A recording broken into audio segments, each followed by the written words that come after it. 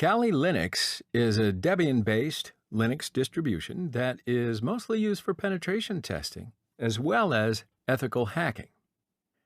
Kali contains several hundred tools which are geared toward various information security tasks, such as penetration testing.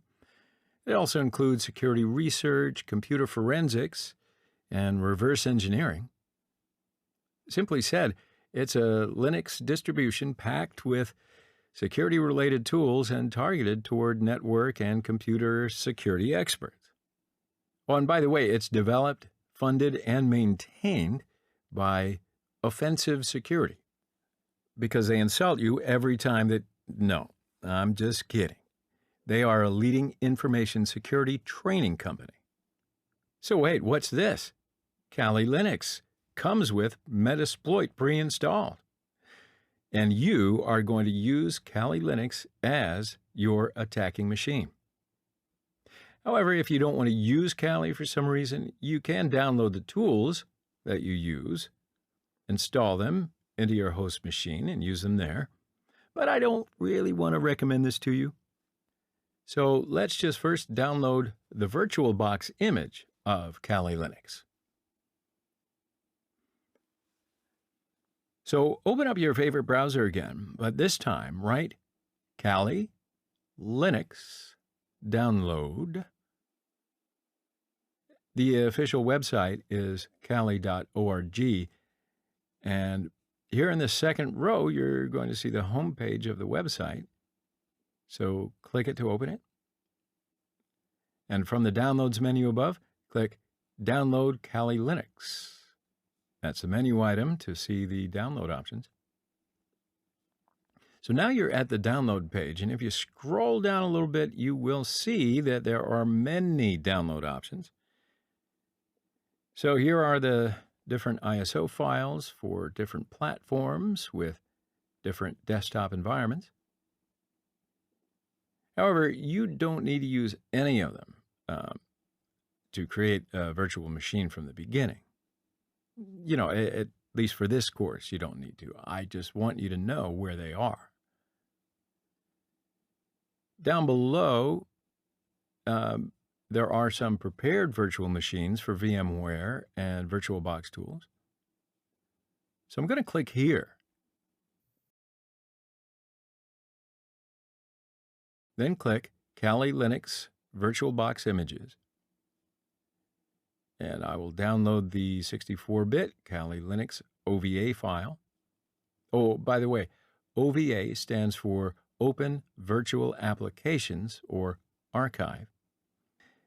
And it is indeed an archive package that contains files used to describe a virtual machine, which includes an OVF descriptor file, short for Open Virtualization Format, and other related files. OVA is used to package and distribute software that's run in virtual machines. And as you can see here, it will download, but I don't want to show you the whole download process. You don't need to see that. Okay, the download is finished, and I'll move it to my Tools folder, like this. So now I'm going to double-click the OVA file. And then this screen immediately comes up. Now here in this window, you can see the properties of the virtual machines. And you can even change some of them. So let's change this strange name to Kali. Okay, so you see here, it's the virtual hard drive of the machine. VirtualBox will automatically extract the files in the OVA archive to its own folder. And yeah, check this box to reinitialize the MAC address of the network adapters. Then click Import. It might take a few minutes. And then finally, VirtualBox imports the OVA file, as you see here. Okay, so now let's change some of the configurations on Kali. So start it first by pressing this arrow. Now, don't worry, in a few seconds, you're going to see a login screen. Okay, so this is the login screen for Kali Linux. Default user is root, and hit enter. Default password for the root user is tour, and hit enter again. And wait for a while, and you're going to see the desktop environment of Kali Linux, just like that. All right, so let's have a look. Up there in the right upper corner, click on this tiny arrow and click this icon to see the settings. Good, now go to region and language to set your keyboard and display language. Right, so under input sources, by clicking on this plus sign, you're going to see a bunch of keyboard layouts. So if your keyboard language doesn't appear here, click these three dots for more and choose whichever one suits you best. So you can move up and down to make your default keyboard layout. And now you can preview the keyboard layout itself from here.